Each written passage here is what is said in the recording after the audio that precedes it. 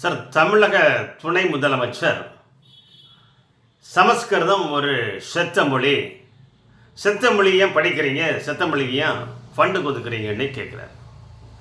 Sir, செத்த மொழியை நீங்கள் ஏன் பயன்படுத்துகிறீங்க? செத்த மொழியை சார் நீங்கள் ஏன் சார் பயன்படுத்துகிறீங்க? சமஸ்கிருதம் நீங்கள் ஏன் சார் பயன்படுத்துகிறீங்க?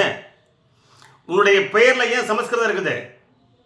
உதயநிதி ஸ்டாலின் ஏன் வச்சுருக்கிறீங்க? அந்த பேரை மாற்றுங்க. அதில் சமஸ்கிருதம் இருக்குது இல்லையா?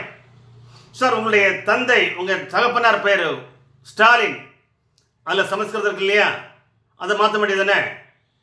சார், உங்களுடைய தாத்தா, உங்கள் கிராண்ட் ஃபாதர், அவருடைய பேர் கருணாநிதி, அதில் சமஸ்கிருதம் இருக்கு இல்லையா? சார், உங்கள் அங்கிள் தயாநிதி மாறன், கலாநிதி மாறன், அதில் சமஸ்கிருதம் வச்சுருக்காங்க.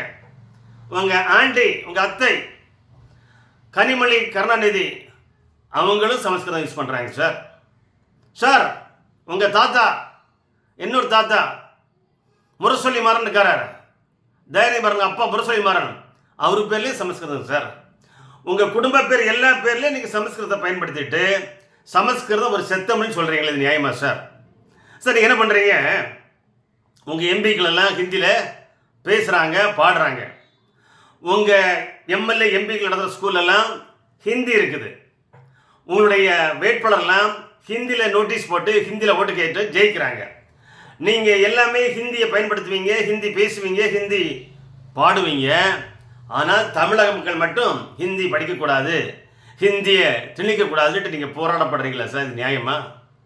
நீங்கள் உங்கள் பேரில் சமஸ்கிருதம் இருக்குது, நீங்கள் நடத்துகிற ஸ்கூலில் ஹிந்தி இருக்குது, ஆனால் சமஸ்கிருதம் ஒரு செத்த மொழி, ஹிந்தி ஒரு செத்த மொழின்னு சொல்கிறீங்களே, இது நியாயமா சார்? சமஸ்கிருதத்துக்கு பேரை மேலே மாற்றுங்க சார்.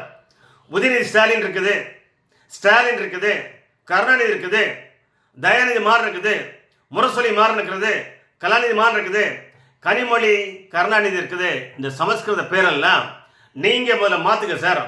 உங்கள் செத்த மொழியை நீங்கள் என்ன சார் பயன்படுத்துறீங்க?